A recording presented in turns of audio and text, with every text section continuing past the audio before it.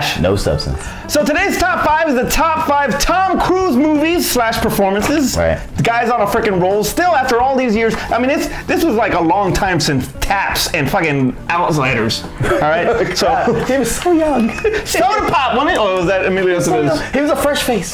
The fresh faced kid. Terrence, go first. I'm glad I'm going first because I expect our list to be so similar.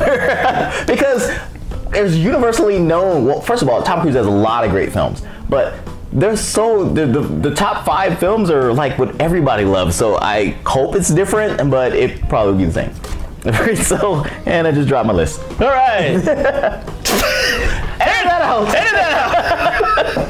Number 5. Number 5. I'm going with. God, this is such a hard thing. I'm gonna go to Interview with the Vampire. Interview with the Vampire. That's a good one. I'm gonna go to Interview with the Vampire. I gave so much hate when the trailer came out for this film, and I was like, oh wow, homoerotic vampires. That's exactly what I wanted to see. It's a new day and age. But it is a new day and age. And you know, when I saw it, made me question myself because I love this movie. I love this movie so much. It actually that was one of the movies where I truly became a Tom Cruise fan. There were films of his that I love, which we'll get to, that he did before that, but I truly became a Tom Cruise fan at that particular point. Also became a Brad Pitt fan at the same time. Was it because he kind of like got away from the norm? He did something He was a villain in the movie, and I was like, I really liked him as a villain, and he was a villain that you could actually kind of you feel for. Because you understood how he was and why he was that way, because he became a vampire and then his master just left him, and it was like, well, yeah, he's got to figure shit out for himself, and then he became that person, and it was like, so you kind of felt for him. All he wanted was somebody to hang out with when Louis and Brad Pitt kicked him to the curb. Screw you, Brad Pitt. So were you disappointed when Stuart Townsend took over the role in Queen of the Damned? Yes, I was so mad about that. I don't know they had to cast him younger because it was supposed to be younger, but you know what? Hey, vampires are eternal. And it was like they could have cast the same old Brad, but he wouldn't have done it. He would de-age him. Yeah, they didn't have that. They did, but it wasn't that good. So that was my number 5. Number 4, which is I'm surprised that I like this movie and I put it at number 4 because it probably should have been my number 5, but it's gonna be my number 4 because it sparked so much going forward. Okay. Minority Report. I like that movie. Our original name.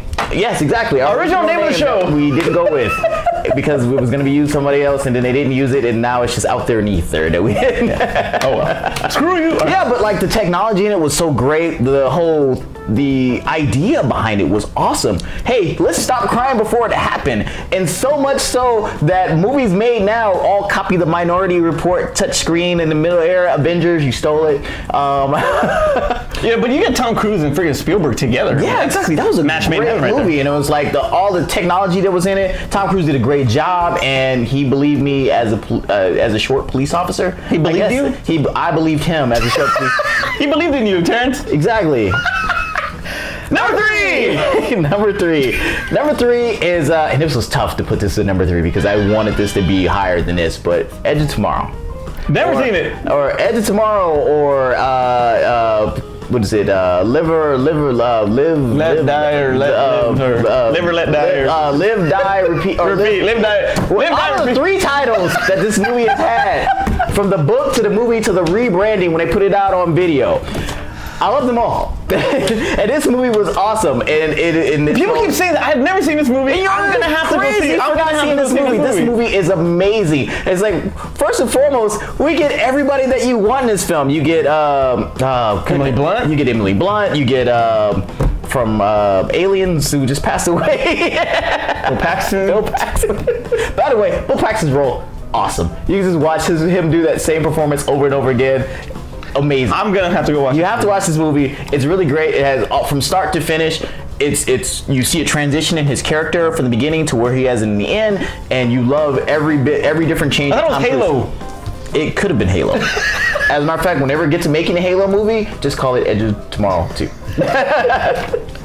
Number 2. Number 2 is gonna be A Few Good Men. Great choice. You can't handle the truth. I mean, that is still going on, and Eventually, one day, they're going to remake it, and it's not going to be the same. No, do not touch that movie. Or they're going to do a sequel, and, he's going to, bring in a lawyer out of retirement. He has his own law firm. He's a general in the military or something and like Jack that. wants revenge. Oh, God. That's Jack Reacher. Reach around. But no, Few Good Men, it was one of the movies I said that he should have got an Oscar for. Absolutely. He did a great job in it. And everybody talks about his performance in the last final scene between him and Jack Nicholson. So just the going back and forth thing. I'll keep my mouth shut. All right, so number one. Top Gun, come on, man. Never seen it. You are crazy, sir. Top Gun is the best Tom Cruise film ever. I mean, so much, and I talked about homoerotic films. Top Gun and that volleyball scene. And you know what? You didn't care. It was great. The his dog store is upside down right now, by the way. The dog fighting scenes were amazing. Even though it turned out it was an action film and a love story at the same time, and the soundtrack and Kenny Loggins, man, Kenny Loggins. and for my boy Goose. Exactly, Goose. Iceman, come on. Iceman, that's right. That's right, you didn't see it, but it doesn't matter. No, but I love Val Kilmer. Watch that movie, watch Edge of Tomorrow. Oh man, I got some Tom Cruise catching up to do. Yeah, you do. But in the meantime, I got my number 5. I got some Tom Cruise to do. Number 5 for me is The Color of Money. I was okay with that film. I didn't think it was top 5. But he was, he was great and annoying at the same time. Okay. And he played, and that was him playing pool for real. Yeah, and he could rock the stick, man. He was freaking awesome. This was the quasi sequel to? It was the sequel to The Hustler. Okay. Mm-hmm. And him and freaking Newman, and for him to be so young and to work with Paul Newman, who's playing iconic Fast Eddie Felson, is just freaking, that's awesome, man. That's awesome for him to do it so at such a young age. But Scorsese directed him great. The pool scenes were freaking awesome. Oh, it was good. But damn it, he was so freaking annoying. And cut your hair. All right, number 4 was 80, sir. Number 4 was also Interview with a Vampire, and basically it was honestly because he went a completely different route from anything I've ever seen him before. He played it. Yeah, you're right. There was a sympathetic villain. Would you call him an anti-hero? I don't know. No, he was a villain. but he was he just played it with so much. It was almost like a crazed innocence, because he talked so eloquently and was just ruthless at the same time. So I loved him in that movie. Number 3 was Jerry Maguire. He was freaking awesome as Jerry Maguire. There was a TV show that HBO used to do called it was about a sports agent. I think it was called Sports Night. No. I think not Sports Night. Art or something. Not art. I forget what it was. Brian Gumble. But the sports the sports agent, his name was Art. I forget what the stupid name was. I'll put it in the thing. Oh gosh, Arlo, something like that. Oh shit. And, the one with Robert Wool. Exactly. Arliss. There you go. It was Arliss. And that's what I thought I was getting with Jerry Maguire. So when I saw Jerry Maguire, I was so disappointed. Because you were like, it was almost, because the way Robert Wool plays it is similar to That's what I wanted. It's the way how it's borderline. Why did they not make an Arliss movie? It's borderline what Piven does with friggin' Entourage. Exactly, but it was before that. Right. But Maguire finds this freaking change of heart, and basically you want the freaking I want sugar. You want Jay Moore's character. Yeah, that's what I wanted. But it was still a great movie. If the movie had been all around Jay Moore, I'd been fine. Jay Moore's in Jerry Maguire. I don't care. Jay Moore was awesome in that movie too, but I freaking like Tom Cruise in that movie. And Jay Moore's line, dude, I am the fucking Terminator. Exactly. The best ever. All right, number 2. I don't care what anybody says.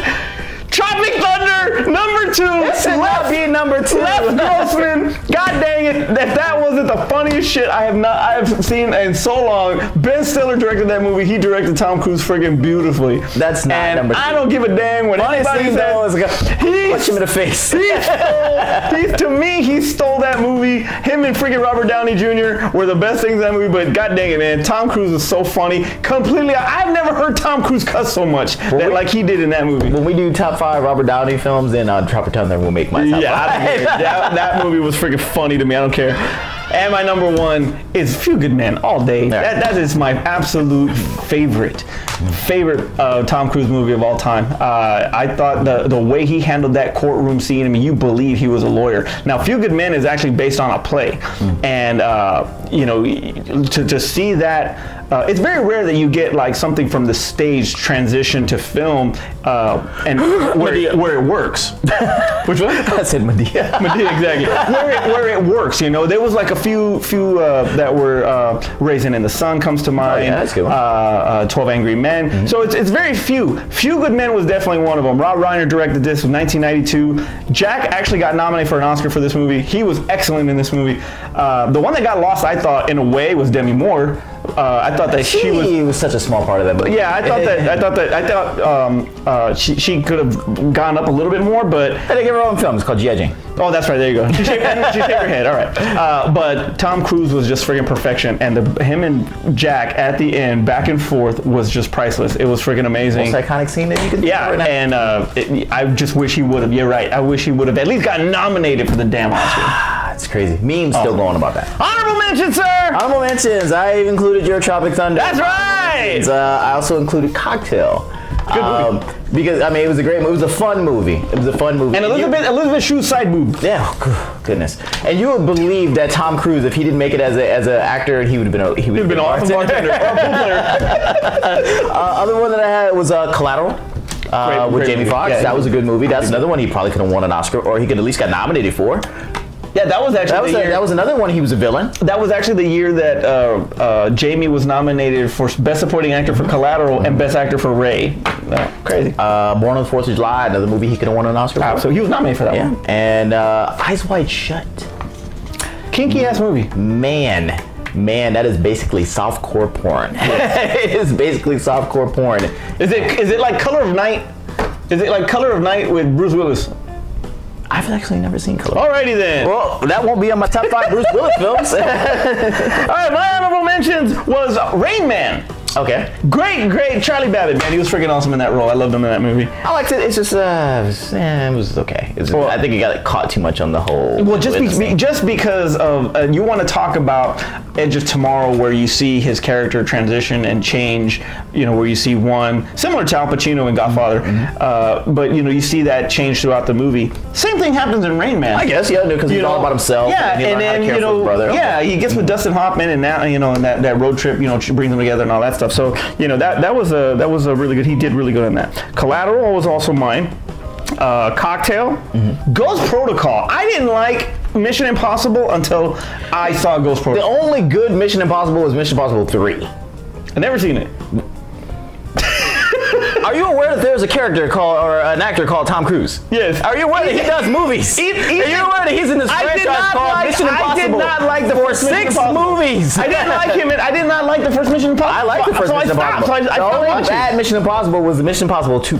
But the best one is Mission Impossible 3. It is not Ghost Protocol, as most people will tell you. I like Ghost Protocol. The stunts on that movie were good. The freaking part with when he's on the plane on the side, it's got some really good stunts in there, and he does all the shit by himself, climbing the freaking top of the shit on the freaking skyscraper. It was 3 when they first brought Bing Rings to the franchise. Bing Rings. Bing Rings. Do I look like Tom's bitch? All right. Born on the 4th of July had that one. Now here's one that you would never expect, and that was Rock of Ages. Why? Because he sang?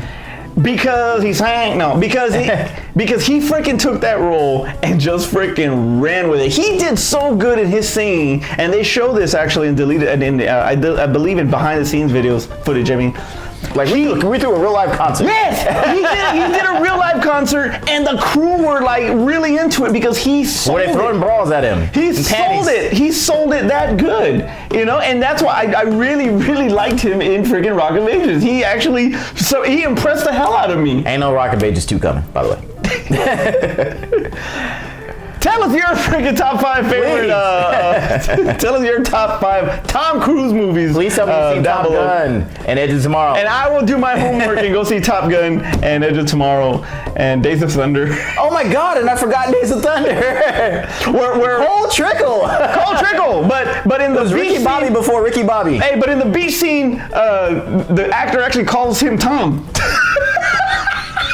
And then the balloon hits him in the head. I'd have done that too. Tom, I mean Cole. Terrence, take us home. All right, welcome back, Manny, to Top 5. Make sure you guys, like you said, put your Top 5 list below. Please add the 2 that he has not seen because it will show him that he actually needs to go watch those movies. But also, too, we want to see how you guys order your list. There's a bunch of honorable mentions that we have for Tom Cruise, so we know that the spectrum of Top 5 lists is going to be all over the board. And I want to see exactly what you guys come up with. I know Chris is one of our good watchers and stuff like that, and he has some great ones. He always remembers the stuff that we forget. Outside of that, make sure you like and subscribe so that way you know of it, all the other Top 5 lists that we do, as well as all the other shows that we have on the Goods channel. We're going to be coming out with some t-shirts pretty soon, so we can't wait to debut those on the actual show and have you guys send us some money. That's all I got. Aspen's not with us today. She's got homework. She has homework to do, young lady. So she was not. She will not be with us. Very proud of her. There was a 800-pound film festival that happened yesterday for the Northeast School of Arts. And there were 800-pound gorilla. I just got that. Anyway, there were many independent films that were made by the students, and there were like a lot. You could just see the talent in these kids. So shout out to the NISA students out there for putting on a great festival yesterday.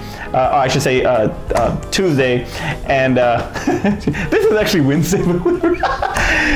Thank you for putting on a great show on a Tuesday. Last Tuesday, you guys did an amazing... On Tuesday.